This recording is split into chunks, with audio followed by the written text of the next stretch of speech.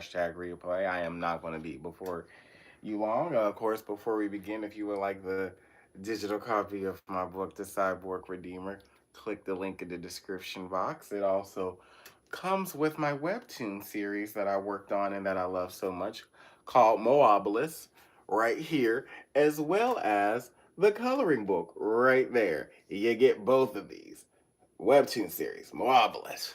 Yeah. So without further delay, y'all, let's jump right into this. Before we begin, I am going to do more anime news.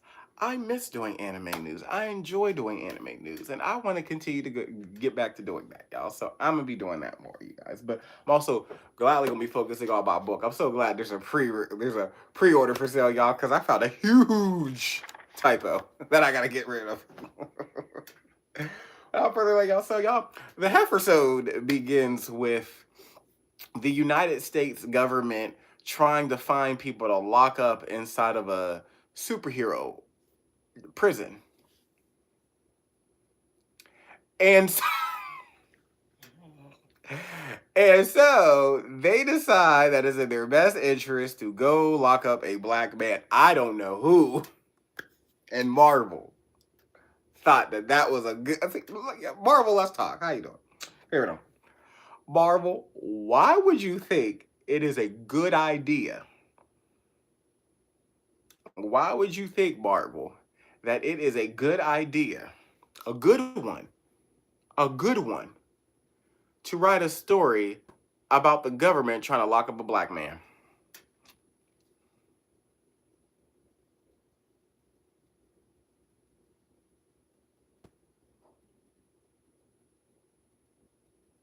Marvel, I'm gonna ask you again. Why did you think it was a brilliant idea? Because these scripts got to go through buku people, and I use buku on purpose. It's characterization. Buku people. These scripts got to go through buku people. These writings got to go through buku people. Buku. Lots. Dozens of people before they're approved. And y'all saw a script where it's we have a prison and we're trying to find evidence to lock up this black man in it. Because that's what I got from episode 3. And I'm like, who wrote this? But anyway, y'all, the episode begins with Cleary able to cover any concrete evidence of Simon's powers through the hacked computer. Just finding ways to lock up a black man. Like, y'all, this is really the series. This is really the series. Frustrated, he orders Slattery to continue gathering intelligence by attending a birthday party at Simon's childhood home in Pacoima, Los Angeles, wearing a wire to secretly record their conversations. Hi, get them likes up. Hi, get them likes up. Get them likes up. Get them likes up. Get them likes up. Get them likes up. Slattery convinces Simon to bring him along and introduce him to Simon's mother, Martha, his brother Eric, and a handful of extended relatives. Now, y'all, they all Haitian in this show. They all Haitian. Hi. One day I am going to do 10 push-ups. How y'all doing? Get the likes up. How y'all doing? Get them likes up. You coming in, get them likes up. If you want to support, pre-order the e-bundle. Pre-order the e-bundle. Send this link in the description. Link in the description. But y'all, Martha warmly expresses pride in Simon and his persistence as an aggravator. Eric openly dismisses Simon's career, belittling his struggles and accomplishment. Slattery quickly notices the most of the family seems distant from Simon, knowing little about him and his ambitions. The reason why, you guys, wait, I'm gonna sub. Thank y'all for subbing. I appreciate it. Sure am. Appreciate it. Make sure you get them likes up. Okay, y'all, so here's the thing, y'all. This episode actually does have a lot to do with Simon's family. You find out that he's Haitian. A little bit of a backstory, y'all. He actually blew up his family's house because he has superpowers. And so now these powers kind of still manifest in certain and small ways, but you'll see by the end of the episode. Privately, Martha confides in Slattery that Simon has always been lonely and tells him how grateful she is that her son finally found a friend. He keeps himself away from people, you guys, because, you know, superpowers. Doesn't know how to control them. Don't want to hurt nobody. And, of course, he's trying to hide that part of himself because if people find out that he's a superhero, he can't act no more. It says tensions boil when Simon and Eric's argue, culminate in Simon's accidental unleashing his powers and destroying parts of the newly renovated kitchen. Horrified, Simon and Slattery leave the party abruptly, which makes sense because his brother was just simply being a douchebag. What makes you think my mother and father, our mother and father, fled Haiti, just for me to end up selling insurance? That's disrespectful for you to think that my mother and my father left Haiti just for me. How y'all doing? How y'all doing? Like, get the likes up. How y'all doing? Left Haiti just for me, just for us to go sell some insurance. I wish I might leave Haiti to sell insurance. You just might be. Shoot. If y'all in here, get the likes up. Pre-order the ebook. Thank you.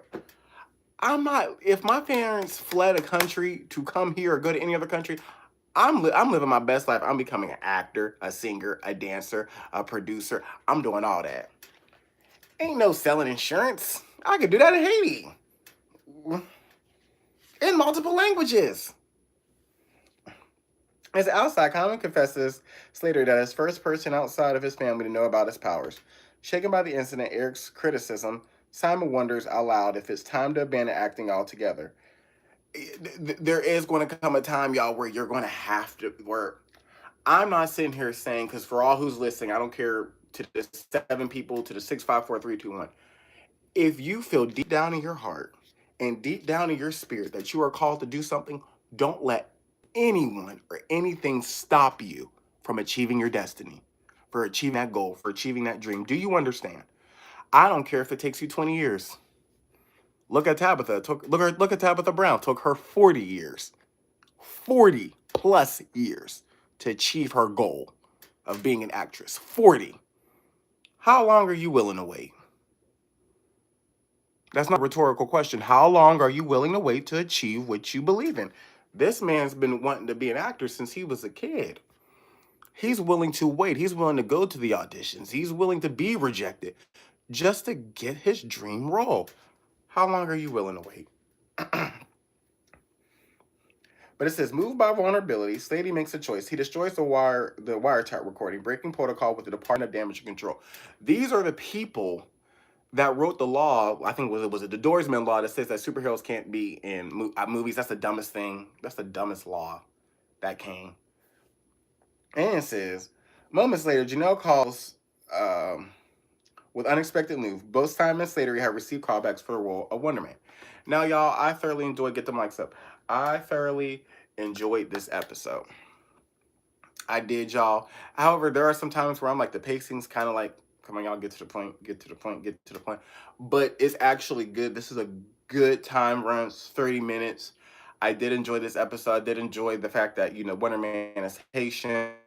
We get to see about his background, the fact that he wasn't hurt, the fact that he's always had these superpowers. His family knows about it, but just don't want to talk about it. And if that ain't just diasporic black culture, trying to sweep stuff under the rug, but it's superhuman powers. Like, dear, I would want my kids to want to be superheroes. Like, forget acting. Join the Avengers. What would you do, acting or Avengers? If the Avengers were real right now, who would you choose? Acting, Hollywood, or Avengers? I'm choosing the Avengers, y'all. Hi, how are y'all? Get the mics up. Hi, how are you? I'm choosing the Avengers, you guys. I'm choosing the Avengers. But as always, y'all, it was great talking to y'all. Click the link in the description box to pre-order my ebook. It's only $5. It's $5. Click the link in the description box. It's $5. But as always, y'all, make sure you like, comment, subscribe, share, come back. Favorite uncle loves you always. There's nothing you can do about it. Bye.